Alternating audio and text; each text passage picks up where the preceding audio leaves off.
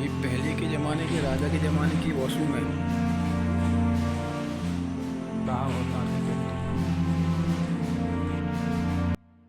स्वागत है दोस्तों आपका एक नए ब्लॉग में। दोस्तों अभी हमें ओरछा फोर्ट और अभी हम करेंगे ओरछा फोर्ट को फुल्ली एक्सप्लोर। तो बनी रहिए लास्ट तक इस वीडियो में। दोस्तों अभी हमें टिकट काउंटर पे टिकट मात्र 50 रुपए का मिलता है। हम लोगों ने टिकट लिया, हम चलते हैं।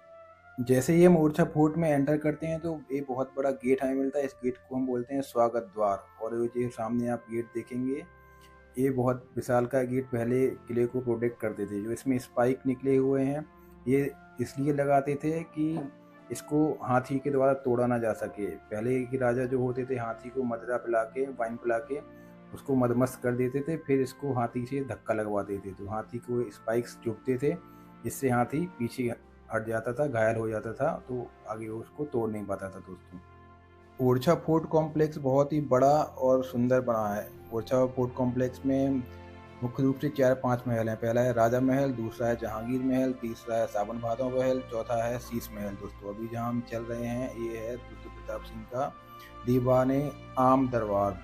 यहाँ पे आम फरियादी अपनी फरियाद लेकर आते थे, जो कि यहाँ पे बैठते थे। उसको आम फरियादियों की बैठकी भी बोलते हैं। राजा अपना दरबार शुरू करने से पहले सबसे पहले जो सामने हमें शिव मंदिर दिख रहा है, इस मंदिर में आते थे, पूजा अर्चना करते थे। उसके बाद में वो अपनी फरियादियों की फरियाद सुनते थे। जो सामने हम देख रहे हैं ये शीश महल है। जो उसके पीछे हमको दिख रहा है वो जहांगीर महल है दोस्तों। और जो ऊपर आप खिड़कियाँ झरोके देख रहे हैं, यहाँ से रानियाँ बाहर देख सकती थी, बट बाहर के लोग अंदर नहीं देख सकते थे। ये शिव भगवान का मंदिर है जहाँ पे राजा पूजा करने आते थे। दोस्तों तो हम बढ़ते हैं आगे। दोस्तों आगे बढ़ने से पहले हम ओरछा किले की इतिहास के बारे में जानेंगे, बट उससे पहले मैं आपसे आग्रह करना चाहूँगा कि यहाँ तक आपने अगर वीडियो को देख लिया है तो प्लीज़ इसको सब्सक्राइब कीजिए, लाइक कीजिए और शेयर कीजिए अपने फ्रेंड्स के साथ में, और कमेंट करना ना भूलिए। दोस्तों अब हम आपको बताते हैं ओरछा किले का इतिहास। दोस्तों ओरछा किले का निर्माण बुंदीला राजा रुद्र प्रताप सिंह जी ने 1501 ईस्वी में करवाया था। ओरछा किले से पहले बुंदीला राजाओं की राजधानी गलकुंडार थी। बाद में उन्होंने गलकुंडार से अपनी राजधानी को ओरछा में शिफ्ट कर लिया। ओरछा में शिफ्ट क्यों किया वो मैं आपको आगे बताऊंगा, बट आगे बताने से पहले मैं आपको बता दूं कि ओरछा मध्य प्रदेश के निवाड़ी जिले के अंतर्गत आता है। और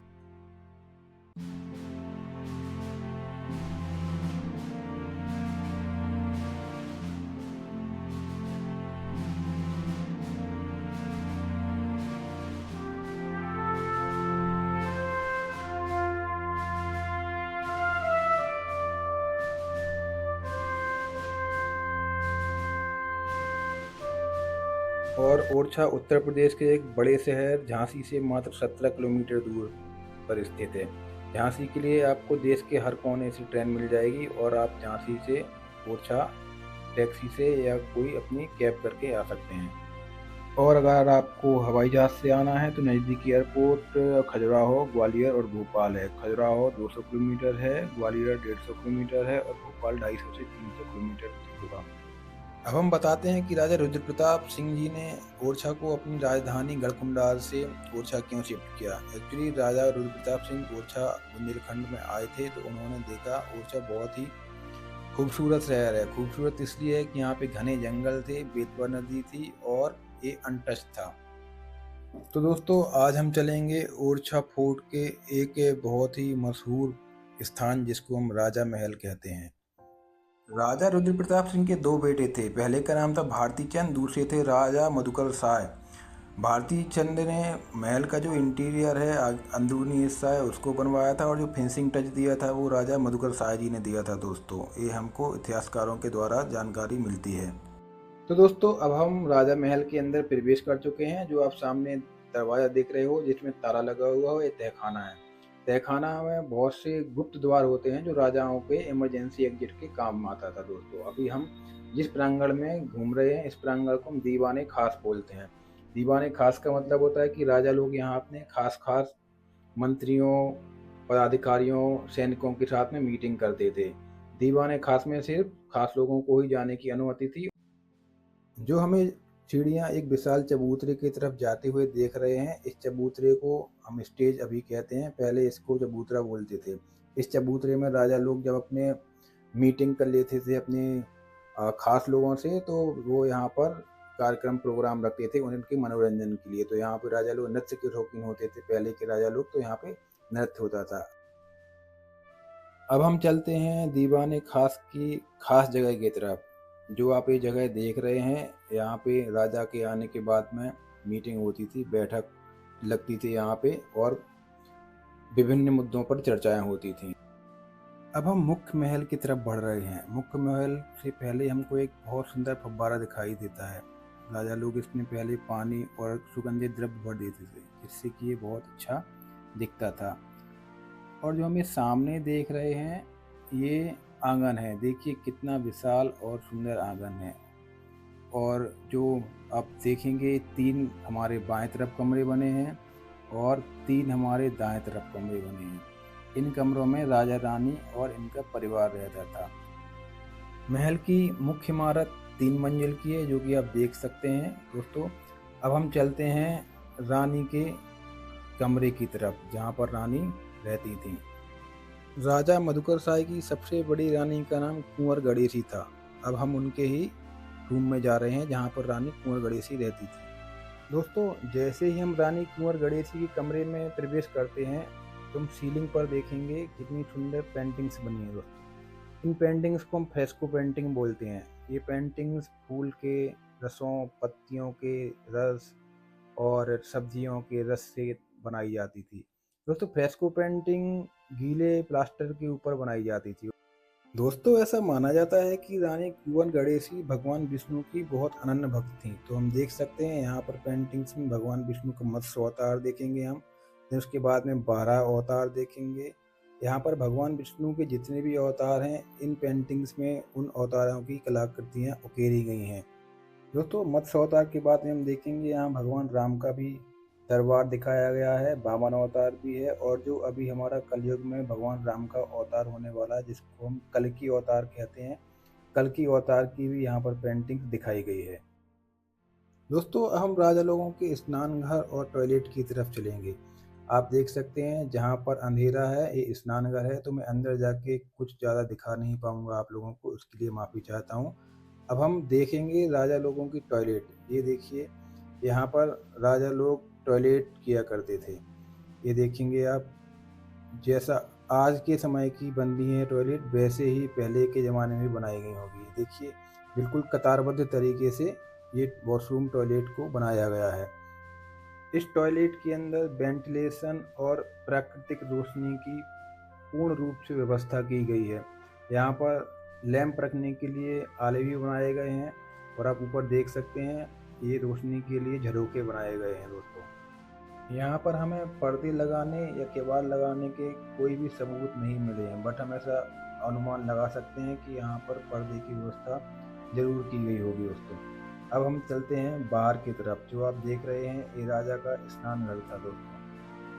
अब हम फाइनली राजा मधुकर शाही के कक्ष में आ चुके हैं। आप देख सकते हैं, यहाँ भी बहुत सुंदर फ्रेस्को पेंटिंग्स का काम हुआ है। दोस्तों, ऐसा माना जाता है कि राजा मधुकर शाह श्री कृष्ण भगवान के भक्त थे और रानी कुंवर गणेशी श्री विष्णु भगवान की भक्त थी। तो हम देखेंगे कि रानी कुंवर गणेशी के कमरे में हमने भगवान विष्णु के समस्त अवतारों की पेंटिंग्स देखी थी और राजा मधुकर शाह के कमरे में हमको कृष्ण लीला के चित्र देखने को मिलते हैं दोस्तों। जैसा कि हम देख सकते हैं, यहाँ पर रास लीला, कृष्ण भगवान की जितनी भी लीलाएं यहाँ पर हैं, उसको इन पेंटिंग्स के माध्यम के द्वारा उकेरा गया है दोस्तों। राजा के कमरे में हम देखेंगे कि डोली में बैठी हुई रानी, बहुत से जानवरों के साथ साथ में राजा ने अपने दरबार की भी पेंटिंग्स यहाँ पर बनवाई है। अभी हम जो देख रहे हैं, एक कृष्ण लीला की पेंटिंग्स है।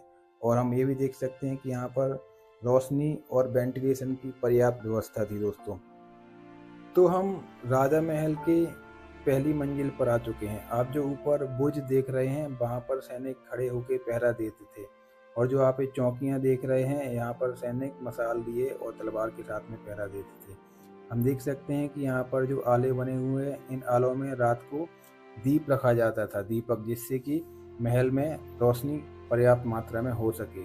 अब हम एक रूम में आ चुके हैं, जिसको आप देख सकते हैं, बहुत ही अच्छा और विशाल रूम है। दोस्तों रानी लोग अपना अधिकतर समय ऊपर वाली मंजिल में ही व्यतीत करती थी। ऊपर वाले कमरों की बनावट ऐसी बनाई गई है कि ये गर्मी में ठंडे रहते थे और ठंडी में गर्म रहते थे। दोस्तों राजा महल 500 साल पुराना है और ये महल जब हम देखते हैं तो हमें अपनी आंखों पर यकीन नहीं होता कि हम 500 साल पुराने महल में घूम रहे हैं। यहाँ की फ्रेस्को पेंटिंग्स आज भी वैसे ही चमकदार, वैसे ही नई लगती हैं और यहाँ की जो आर्किटेक्ट है ये भी बहुत सुंदर है। दोस्तों अब हम जिस गलियारे की तरफ बढ़ रहे हैं, इस गलियारे में राजा के जो सैनिक पहरा देते थे, वो इस गलियारे में घूम घूम के बाहर चौकियों से देखते रहते थे और बाहर की जितनी भी गतिविधि होती थी उस पर नज़र रखते थे। और जितनी भी चौकियाँ दिखाई दे रही हैं सब में सैनिक पहरा देते थे। और ये आपको जाली दिखाई दे रही हैं, ये जाली रानी लोगों को बाहर देखने के लिए बनाई गई थी, क्योंकि बुंदेला राजपूत के राजाओं में पर्दा प्रथा थी। तो रानी घूंघट में रहती थी, जिससे कि इन जालियों के द्वारा रानी बाहर का तो देख सकें बट बाहर के लोग अंदर ना देख सकें। दोस्तों हम जो ये सामने चतुर्भुज मंदिर देख रहे हैं, इस मंदिर की कहानी ये है कि ये मंदिर रानी कुंवर गणेशी के लिए बनाया गया था, क्योंकि वो भगवान के सबसे पहले दर्शन करना चाहती थी। तो उन्होंने ये मंदिर अपने जस्ट रूम के सामने बनवाया कि भगवान के दर्शन सुबह उठ के कर सकें। आप देख सकते हैं मंदिर और रानी के कमरे की पर्दी बिल्कुल एक सीध में है। और चतुर्भुज मंदिर के बगल में जो आप पीले रंग का मंदिर देख रहे हैं वो राम राजा सरकार का मंदिर है। उस मंदिर की कहानी और कुंवर गणेशी की कहानी मैं आपको जब भगवान राम राजा मंदिर का ब्लॉग बनाऊंगा तो उसमें ज़रूर बताऊंगा, तो आपको वो ब्लॉग भी याद से देखना है। दोस्तों ओडिशा में एक बुंदेली लोकगीत बहुत ज़्यादा प्रचलित है, वो इस प्रकार है, लाई राम ललाकों कैया रानी कुंवर गणेशी जू। मैं आपको इसी के बारे में अगले ब्लॉग में बताऊंगा जब मैं भगवान राम राजा मंदिर के बारे में एक नया वीडियो अपलोड करूंगा। जब तक आप इस बहुत ही शानदार और खूबसूरत नज़ारे का आनंद लीजिए।